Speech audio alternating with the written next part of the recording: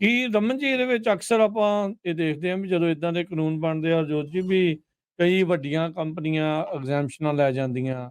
ਆਪਣੇ ਇੱਥੇ ਕੈਲੀਫੋਰਨੀਆ ਦੇ ਵਿੱਚ ਦੇਖਿਆ ਸੀ ਕਿ ਊਬਰ, ਲਿਫਟ, ਡੋਰਡੈਸ਼ ਤੇ ਹੋਰ ਇਹ ਜਿਹੜੀਆਂ ਸੀਗੀਆਂ ਸਰਵਿਸਿਜ਼ ਵਾਲੇ ਉਹਨਾਂ ਨੇ EMPLOYEE ਨਾ ਕਲਾਸੀਫਾਈ ਹੋ ਸਕਣ, ਸਪੈਸ਼ਲ ਪ੍ਰੋਪੋਜੀਸ਼ਨ ਲਿਆਂਦਾ, ਮਿਲੀਅਨਸ ਆਫ ਡਾਲਰ ਸਪੈਂਡ ਕੀਤੇ, ਉਹ ਪਾਸ ਵੀ ਹੋਇਆ। ਲੋਕਾਂ ਨੇ ਵੀ ਉਹਨਾਂ ਦੀ ਹਮਾਇਤ ਕਰ ਦਿੱਤੀ। ਕੀ ਇਹ ਡਿਪਾਰਟਮੈਂਟ ਆਫ ਲੇਬਰ ਦੀ ਇਹ ਜਿਹੜੀ ਕਲਾਸੀਫਿਕੇਸ਼ਨ ਰੂਲ ਦੇ ਵਿੱਚ ਇਸ ਵਾਰ ਕੋਈ ਕੰਪਨੀਆਂ ਨੂੰ ਐਗਜ਼ੈਂਪਸ਼ਨਸ ਨਹੀਂ, ਊਬਰ ਵਗੈਰਾ, ਜਾਂ ਕਿਉਂਕਿ ਊਬਰ ਵੀ ਇਸ ਦੇ ਵਿੱਚ ਚੱਲਦੀ ਆ ਨਾਲ ਆ, ਕੀ ਉਹ ਐਗਜ਼ੈਂਪਸ਼ਨਸ ਤਾਂ ਨਹੀਂ ਹੈਗੀਆਂ? ਤੇ ਇਹਦੇ ਵਿੱਚ ABC ਟੈਸਟ ਤਾਂ ਨਹੀਂ ਹੈਗਾ ਕਿ ਹੈਗਾ ਆ? ਸੋ ਥੋੜਾ ਉਹ ਵੀ ਕਲੀਅਰ ਕਰ ਦਿਓ ਨਾਲ। ਜਿਹੜਾ ਇੱਥੇ ABC ਟੈਸਟ ਜਿਹੜੇ ਮੈਂ 6 ਪੁਆਇੰਟ ਦੱਸੇ ਆ ਨਾ, ਉਹ ABC ਟੈਸਟ ਦਾ ਡੀਟੇਲ ਵਰਜ਼ਨ ਹੈਗਾ। ਓਕੇ। ਤੇ ਜਿਹੜੀਆਂ 3 ਪੁਆਇੰਟ ਜਿਹੜਾ ABC ਜਿਹੜੀ ਪ੍ਰੋਂਗ ਹੈਗੀ ਆ, ਉਹਦੀ ਥਾਂ ਤੇ ਹੁਣ 6 ਪ੍ਰੋਂਗ ਹੈਗੀ ਆ। ਠੀਕ ਹੈ। ਸੋ ਉਹਦੇ ਜਿਹੜੀ ਟਵੀਕ ਕੀਤੀ ਗਈ ਹੈ ਉਹ ਇਹੋ ਹੀ ਕੀਤੀ ਗਈ ਆ। ਪਰ ਟਰੈਕਿੰਗ ਵਾਸਤੇ ਡੈਫੀਨੇਟਲੀ ਕਿਤੇ ਨਾ ਕਿਤੇ ਹੋ ਸਕਦਾ ਬੈਨੀਫਿਸ਼ੀਅਲ ਹੋ ਸਕੇ। ਪਰ ਅਗੇਨ ਜਿਹੜੀ ਪ੍ਰੋਬਲਮ ਹੈਗੀ ਆ ਉਹ ਇਹ ਹੈਗੀ ਆ ਕਿ ਜਿੱਥੇ ਇਸ ਤਰੀਕੇ ਨੂੰ, ਜਿੱਦਾਂ ਹੁਣ ਕੈਨੇਡਾ ਦੇ ਵਿੱਚ ਵੀ ਆ, ਟੋਰਾਂਟੋ, ਓਨਟਾਰੀਓ ਏਰੀਆ ਦੇ ਵਿੱਚੋਂ ਆਪਾਂ ਨੂੰ ਬਹੁਤ ਖਬਰਾਂ ਮਿਲੀਆਂ ਹੈਗੀਆਂ ਜਿਹਦੇ ਵਿੱਚ ਕਿ ਉੱਥੇ ਡਰਾਈਵਰ ਇੰਕ ਨਾਂ ਦੇ ਨਾਲ ਇਹ ਚੱਲਦਾ ਹੈਗਾ।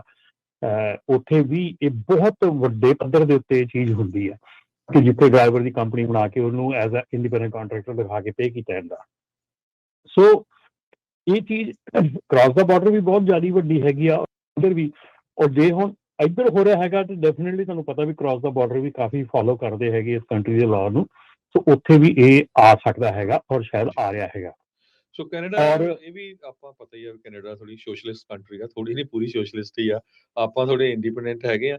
ਤੇ ਜਿਸ ਤਰ੍ਹਾਂ ਰਾਜ ਕਾਨੂੰਨ ਹੀ ਪੁੱਛਿਆ ਆਪਣੇ ਰਮਨ ਭਾਜੀ, ਮੈਂ ਜੇ ਗਿਗ ਵਰਕਰਸ ਦੀ ਗੱਲ ਕਰਦਾ ਜਾਵਾਂ, ਉਹਦੇ ਵਿੱਚ ਵੀ ਉਹਨੇ ਕਲੀਅਰਲੀ ਲਿਖਿਆ ਵੀ ਬਾਈਡਨ ਐਡਮਿਨਿਸਟ੍ਰੇਸ਼ਨ ਨੇ ਜੋ ਨਵਾਂ ਰੂਲ ਅਨਾਉਂਸ ਕੀਤਾ ਮੰਗਲਵਾਰ ਨੂੰ, ਉਹਦੇ ਵਿੱਚ ਹਜ਼ਾਰਾਂ ਹੀ ਊਬਰ, ਲਿਫਟ ਤਾਂ ਹੋਰ ਕੰਪਨੀਆਂ ਦੇ ਜਿਹੜੇ ਵਰਕਰਸ ਆ ਉਹ ਉਹਨਾਂ ਨੂੰ ਐਜ਼ ਏ EMPLOYEE ਗਿਣਿਆ ਜਾਊਗਾ ਰਾਦਰ ਦੈਨ ਕੰਟਰੈਕਟਰਸ।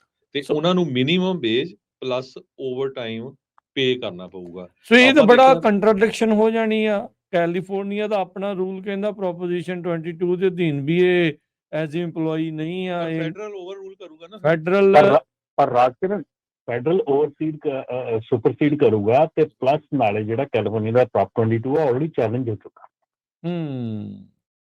ਕੁਝ ਕੰਪਨੀਆਂ ਨੇ ਆਲਰੇਡੀ ਜਿੱਦਾਂ ਡੋਰਡੈਸ਼ ਵਗੈਰਾ ਨਾ ਉਹਨੇ EMPLOYEEਆਂ ਨੂੰ, ਜਿਹੜੇ EMPLOYEE ਜਾਂ ਕੰਟਰੈਕਟਰ ਕਹਿ ਲਓ, ਉਹਨਾਂ ਨੇ ਹੈਲਥ ਇੰਸ਼ੋਰੈਂਸ ਦਾ ਹੀ ਬੈਨੀਫਿਟ ਇਦਾਂ ਦੇ ਦੇਣੇ ਸ਼ੁਰੂ ਕੀਤੇ ਆ ਵੀ ਤੁਸੀਂ ਸਾਨੂੰ ਬਿੱਲ ਦੇ ਦਿਓ, ਆਪਾਂ ਤੁਹਾਨੂੰ ਪੈਸੇ ਦਿੰਨੇ ਆ।